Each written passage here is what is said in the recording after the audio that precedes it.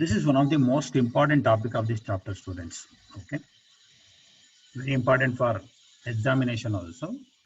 So what we discussed today is signal design for band limited channels. So we have two aspects here. One is the channel, another one is the signal.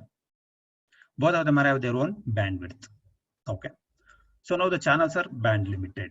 They don't have sufficient bandwidth. Okay, what do you expect? Like, so we shall design signals so that they fit into the band limited channels. So how to do that? Let us look into this aspect. Okay. Look at the block diagram. Input data passed through the transmitting filter, then channel. In the channel, noise is added. Receive filter. This is a block diagram I discussed in the last class also. I will just reproduce here for convenience. Input data is going to be 1 and 0. This 1 and 0 is shaped by this transmitting filter, which will give V of t. So V of t becomes finally input waveform, input signal. Okay. This V of t contains GT of t train pulses inside and pass through the channel. What is the output of the channel? H of t. So this is what I want to do. Input of the channel is V of t. Output of the channel is H of t. Then addition of the noise is, that is N of t. N of t is the AWGN. Finally, what is going to the receiver is R of t. Okay. The output of the receiver is X of t. So here the challenge is all the three filters, transmitting filter, the channel and the receiving filter, all the three must be linear filters. Just to start with our discussion, we assume that all the three are this fellow, channel and receiving filter. Both, all the three must be linear. Then only the discussion goes in easier way. Later you can convert it to complex forms or non-linear parts. So output of this channel is a linear filter. I told input of the linear filter is V of t. So output of the channel is given by the convolution. So output of the linear filter H of t is equal to input V of t into C of t. C of t is the impulse response of the channel. Okay. So this V of t is having a train of scaled pulses, as I said already. See, V of t is just waveforms. See, here GT of t is one waveform, maybe one rectangular pulse, okay, representing one bit. So when you take the complete all the sequence, all the bits, the sequence of bits, the complete waveform is called by V of t. Okay, yeah, we know this fellow, right? So now H of t. Here I put H of t convolution of V of t. I told you. So V of t contains this train pulses. Correct? Actually, this is not G of t. Train of scaled pulses. Which pulse? G of t pulses. Train of pulses means this flow. So that means V of t contains G of t inside. That's all. V of t is also a train of pulses. So pulse waveform is important here. For that case, we are taking it. We are redefining H of t as C of t into GT of t. Okay. So if you should know how to convert C of t with GT of t. Okay. So next one. If you go to R of t, what is R of t? Output of the channel or input of the receiving filter. Okay. Right. After that, X of t. So look at this X of t. X of t is equal to R of t convolution GR of t. R of t convolution GR of t. GR of t is the impulse response of the receiver.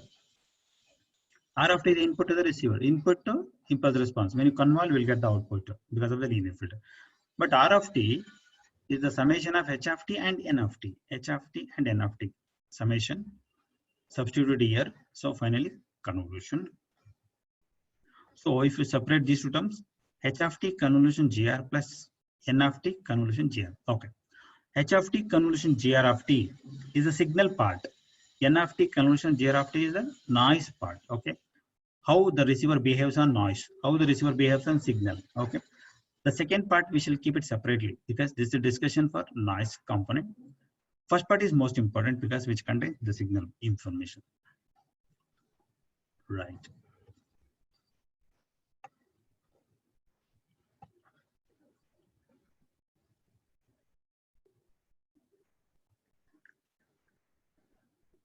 Okay.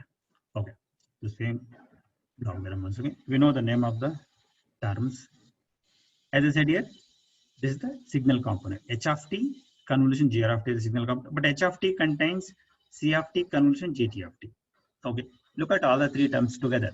C of t, channel impulse response, GT of t, the input waveform, GR of t, impulse response of the receiving filter. In this case, C of t and GR of t both are impulse responses of the two systems, where G of t is the input waveform. Okay, so you can imagine now C of t and GR of t put together as a one system. That means channel and receiver, if both of them are assumed to be a single system with impulse response C of t convolution GR of t, then GT of t becomes input and this follow signal component becomes output. Time being, we don't bother about the noise component. Okay, noise component, as I said already, N of t convolution GR of t is simply called as, is not V of t. This term is not V, guys. It's new, something called new. If it is not comfortable, then you can call it G of t, Z of t. Okay, Z of t or nu of t can be noise component. We shall keep this discussion of noise component in the last. Okay, now look at this flow. The signal component, which is coming to the output of the receiver, is having this equation right now. Right. If you assume yourself that the channel is not having a noise, okay, time being, we are not interested in the noise behavior, okay, of the channel, because we're interested in signal design.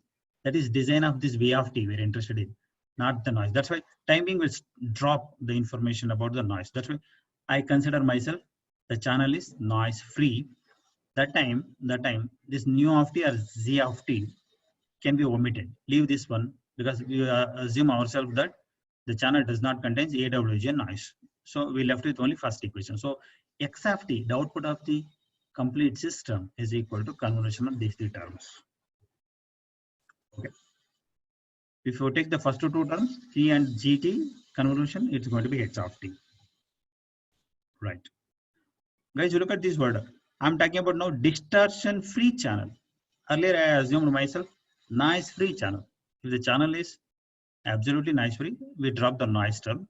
If the channel is distortion free, so what is the distortion? Distortion is the change in the shape of the signals caused by the systems. System here may be channel or maybe receiver. Okay, now assume that the channel is distortion free. That means the channel simply transfer the input to the output without changing any information. That's why that time we can assume the channel as a distortion free.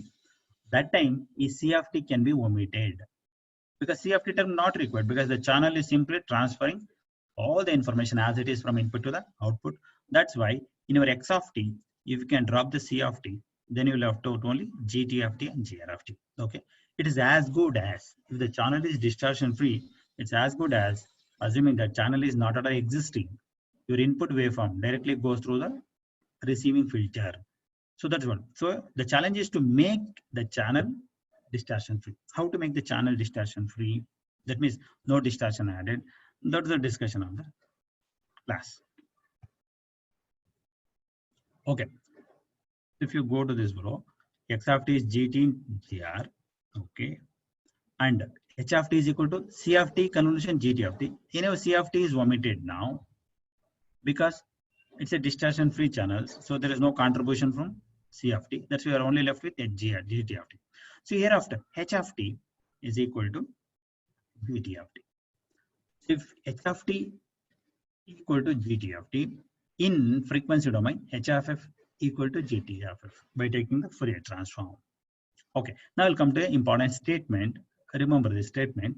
The condition for distortion-free transmission is that the frequency response characteristics C of f of the channel have a constant magnitude and a linear phase over the bandwidth of the transmitted signal. Okay. To understand this statement, you go back to this previous equation. H of f is equal to G of f. Correct. In this H of f, there is no C of t term. Why C of t term is not there? Because it is distortion free. Then we can come to the conclusion. Channel is there, but it is not contributing anything to the distortion.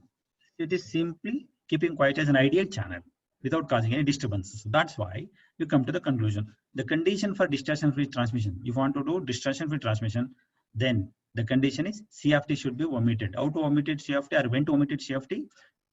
That the frequency response characteristic, that is C of f, we speak in terms of frequency domain concept. So C of f of the channel have a constant magnitude, correct? So that means usually C of t, if C of t is equal to 1, it's good. Constant, it's good. If not 1, at least it should be constant. So that this term is multiplied, because the output is convolution with respect to input.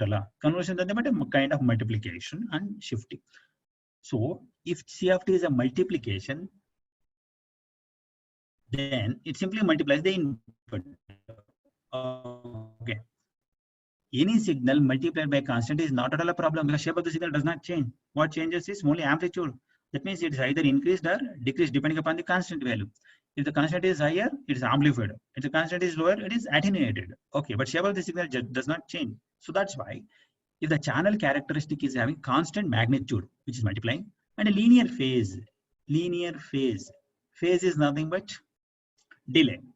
Linear delay, that means frequency to frequency linear. Suppose lower frequency is having less delay, higher frequency is having more delay, or converse may be true, reverse, whatever it is. If it is like that, then I can assume that channel is going to be causing distortion-free transmission. Okay, so got the idea, guys? So it will be asked, what is the condition for distortion-free transmission? For a distortion-free transmission, the channel characteristic, that is in frequency domain, should have it's a complex number, it's have a constant magnitude and linear phase. What is the meaning of that one? Come to this equation.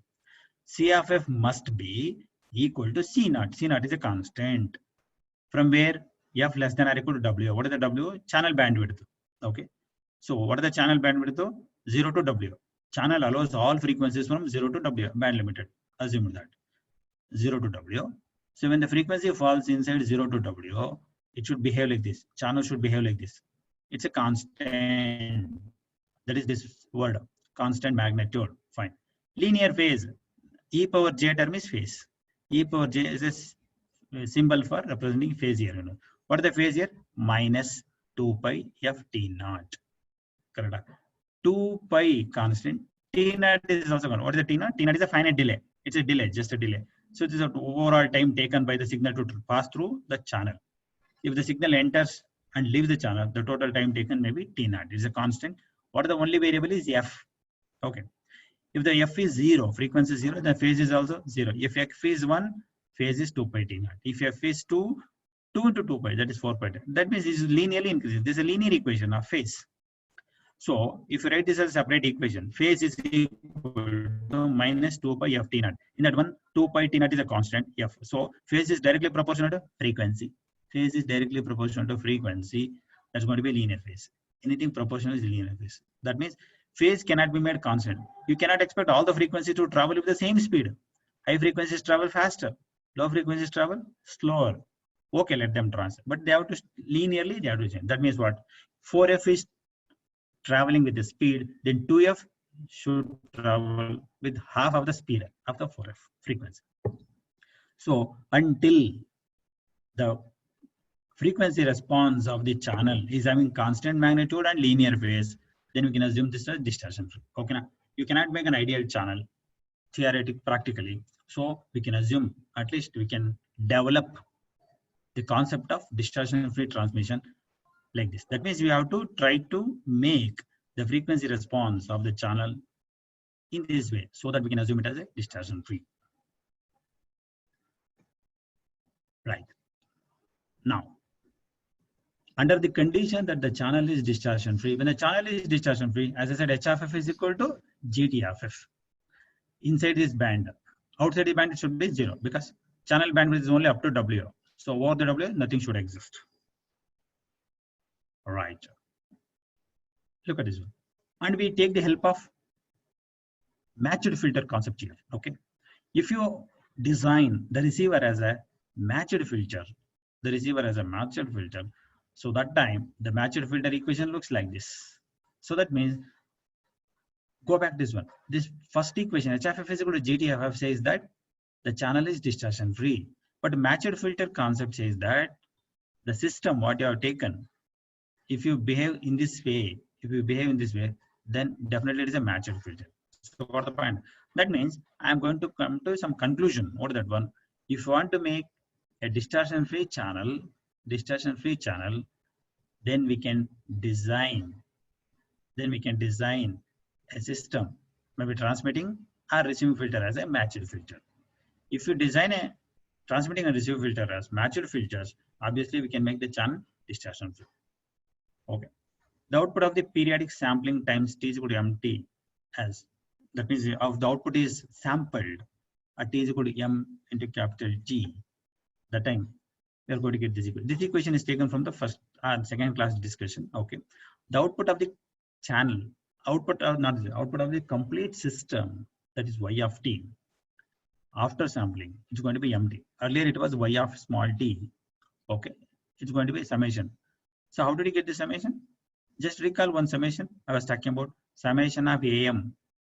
Here what it was that time, if you can remember, it's going to be GT of t, t minus nt. It was there. A GT of t is input signal to the channel. At the output, GT of t becomes H of t, output of the channel. At the output of the entire system, complete system after the receiver, it's going to be X of t.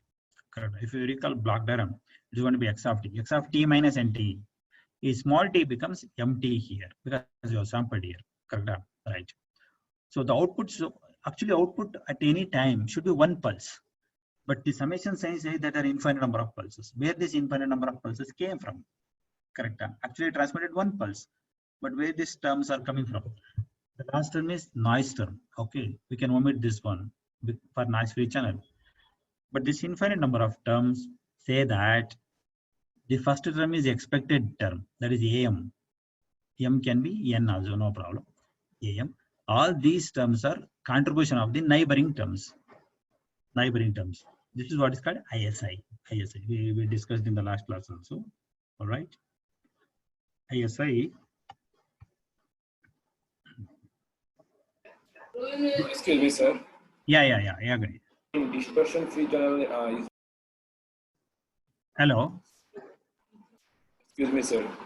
Yeah. Tell me. Distortion free channel is there. Your audio is not clear. Sir, is there any advantages of distortion free channel in real life application? Yeah, exactly, guys. Remember, all of you, in communication, entire signal should be distortion free. If there is distortion, what happens? You lose the information. Got the idea? To get 100% information at the receiver, channel should be distortion less or distortion free. Distortion means what? If you send a rectangular pulse, what do you expect? A rectangular pulse. If the coming pulse is of other shape other than rectangular pulse, there are chances of making errors, mistakes. That's why every channel should be distortion less channels. But we cannot make the channel distortion less because the channel is already existing in physical sense right now. So how to make the distortion less channel or distortion free channel? That's why I'm going to design a signal, input signal, so that the channel become distortion. Okay. Listen, all of you, the statement what I made just now. Channels cannot be made distortion free because they are already physically existing. So by designing the signals which are passing through the channels, I can make the channels distortion free. Example here, look at this equation, guys. This H of F is what? Frequency response of the channel, which should be distortion free. When it is going to be distortion free, it's going to be equal to GT of F. GT of F is the spectrum of input signal. That means you take the channel H of F, then design a signal GT of F. But actually, theoretically, we do reverse. First, we choose GT of F, then we go to H of F calculation. Now we do the reverse. You first take the channel H of F, make your signal, which is having spectrum, equal to H of F. So GT of F equal to H of F, then automatically channel become distortion. This is something like adapting to the channel. Channel cannot be modified. You modify the signal so that signal gets adapted to the channel. So it is like this. GT of F is equal to H of F. This concept is called by name matched filter concept. Okay, next class I will discuss one class what is matched filter in detail. See if the signal, the system whose output response is equal to input response. HFF is output of the channel. GTFF is input to the channel. If both the responses are exactly same, automatically the system is called by name matched filter. That means the filter is matched. That means the system is matched to the input. Okay, Dikshit, any doubt? No, sir. Okay, you got the idea? I'll put all these discussions in one sentence. What is that one? If the system, any system's output response and input signal spectrum, both of them are same, automatically the channel become distortionless. Okay. If you get any more doubts, you can discuss it with me anytime. Okay. The same equation is written here. This is the first term is the expected value. Actually, AM is transmitted now, and all these terms are coming from neighboring shifted terms. That is neighboring terms. This is called ISI, inter-symbol interference. Neighboring pulses disturbing the present pulse. They act upon. Okay. The middle term represents the ISI. Last term is the response of the matched filter. See, hereafter I'm going to use the word matched filter because I want distortion-free channel. That's why I assume myself transmitting filter and receiving filters are matched filter. So the response of the matched filter to the noise component is this new M. Actually, read these sentences. The amount of ISI. What is ISI? Inter-symbol interference. What is inter-symbol interference?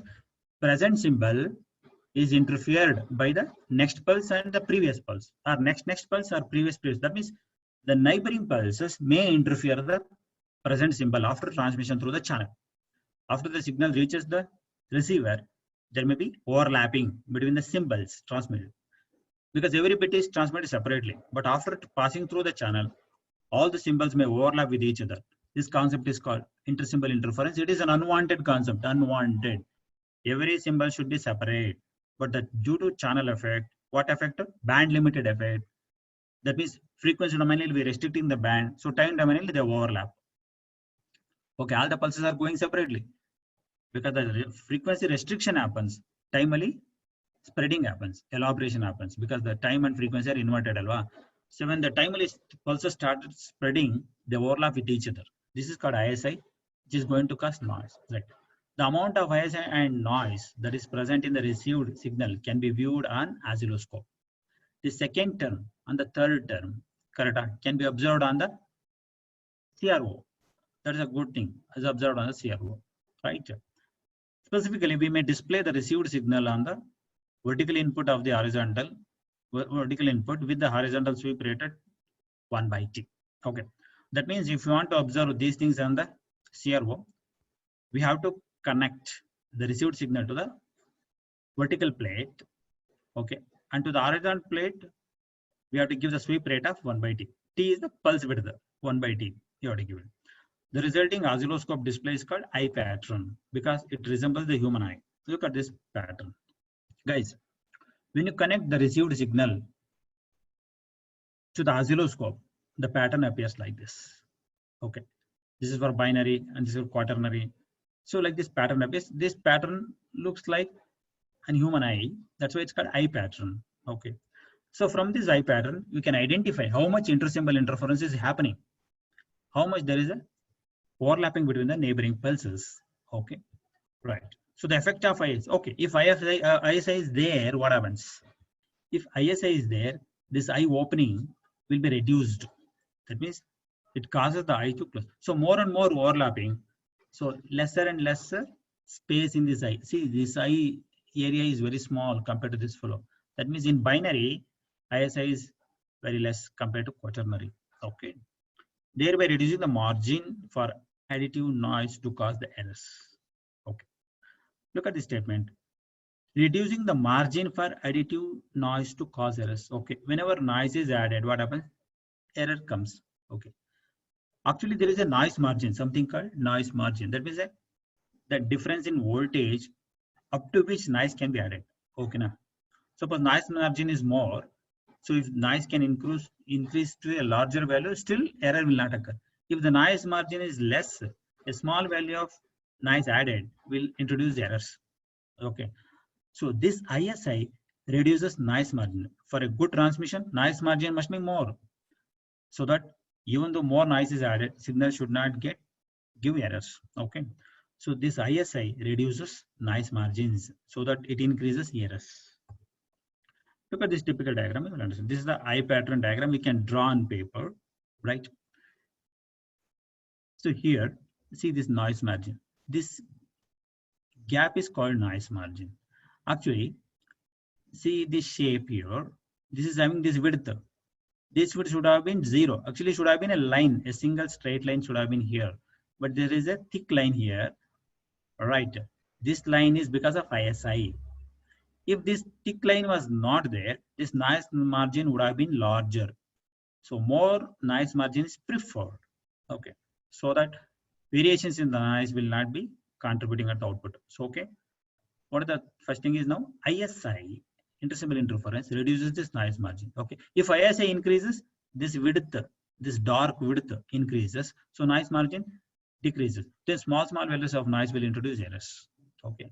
Then if you come to horizontal width, this represents sensitivity to timing error. So what are the timing error? We send one rectangular pulse. Immediately we send another rectangular pulse. Correct. If you do not sample properly, we may miss out the samples itself. Got the point? So we sample the signal and identify the bit transmitted. Correct. Right. So if the gap decreases, then timing error increases. So we may sample the rectangular pulses coming at wrong places and may end up with errors. Okay. So horizontal width talks about timing errors. So improper sampling happens and causes errors. And vertical width causes noise margin. So effect of noise, this is the effect of sampling. So got the point? Right. Rectangular pulses should be placed so that if you sample a little bit in wrong places also, you should get the information. But because of the ISI, you lose the chance also. This width will correspond to distortion of zero crossings. So what are the distortion of zero? I'll draw the diagrams and show in the coming classes. So okay, here itself I'll try to draw and show you something. Okay, right here. So when you send a pulse, right, there'll be one pulse here. Okay. Immediately one more pulse may be present here. And another pulse may be present here. It should be like this. It's like this at the transmitter. The receiver also should be like this. But due to channel, that is ISI, what happens, guys? Band limited. This is a high frequency, alva. So what happens? After transmitting through the channel, high frequencies are removed because of the band limited nature. Then the waveform may go like this. Yeah. Look at this one. You can blindly, with some experience, you can tell that here is one pulse, here is one pulse, here is one pulse. But exactly where is the pulse? It's quite difficult. Suppose ISI increases, then your waveform may even look like this. This is the infinite ISI. All look flat. Okay. If the ISI little less, that time like this, it may appear. It becomes very difficult for us to identify where the pulse was. Correct? If you do not, actually you have to sample here. Okay, you have to sample here. By mistake, if you sample here, where it's supposed to be 0 here, and you are going to some value here, then you may declare it as 1. Something like that. You may make a wrong decision. This is the effect of ISI. ISI is overlapping of pulses in time domain. Overlapping of pulses in time domain due to restriction in frequency domain. Why restriction? Channel is band limited. It cannot allow all frequencies. It will restrict the frequencies automatically. Time pulses spread. That's why don't choose these kind of pulses. That's the solution. Don't choose these kind of pulses for transmission through the channels, right? Because these are having larger bandwidth than the channel. So pulses should have lesser bandwidth than the channel. That's what I was discussing there. Distortion-free channel. The shape of the waveform, that is GT of F. The GT of F should be taken from the channel. Okay, before you have to design a pulse, you have to take the help of the channel, look at the spectrum of the channel, then design the pulses. Automatically you can go with distortion right now. Okay, fine. Zero crossings, distortions of zero crossing means this is the zero crossing right now. Suppose there is a negative pulse, it's going to be like this. So these zero crossings, see, look at this one here. Zero crossing itself is missing. Correct. Actually you have to make a sampling somewhere near the zero crossing. Correct. So that time you miss the zero crossing, you end up with errors. So this will tell about zero crossing. So this width increases. This width increases means this zero crossing width also increases. If zero crossing is zero, so this width won't occur in this case. Likewise. Okay. Peak distortion. That means the pulse amplitude peak is there now. When this gets distorted like this, flat, this becomes like this, then you're going to have this height. Okay. So in summary, by looking at this pattern on the CRO, we can easily identify what is going on. What is the extent of ISI? Okay. The ISI reduces this eye opening. This eye opening should be larger. Eye opening should be larger. Otherwise, what happens? Once it blocks, once this eye opening completely closes, all symbols look alike. It's impossible to identify ones and zero. So 100% error. So that's why ISI should be reduced. ISI is an unwanted thing. To reduce the ISI, properly choose the waveforms. Properly choose the waveforms. Before choosing the waveform, before designing the waveform, you have to look into the response of the channel. So that is the topic of today's discussion, what we are talking about. Correct?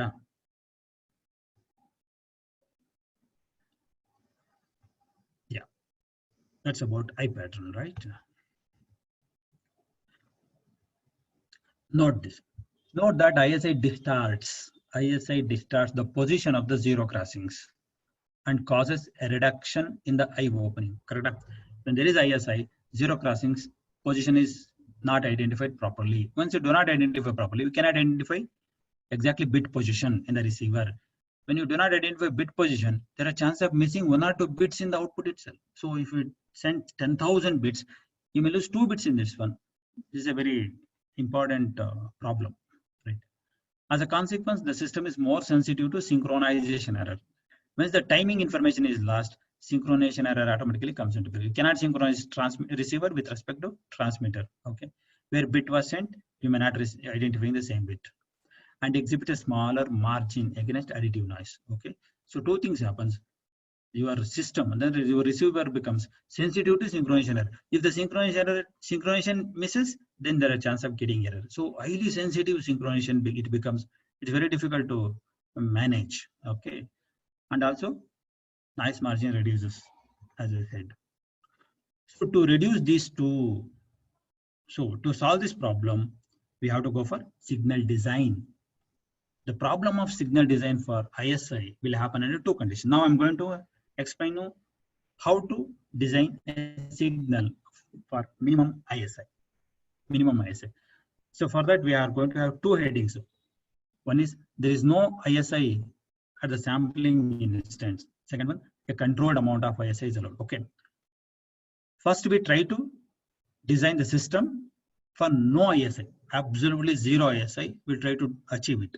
If not possible, you go with a controlled amount of ISI. Okay, let them overlap by only little bit.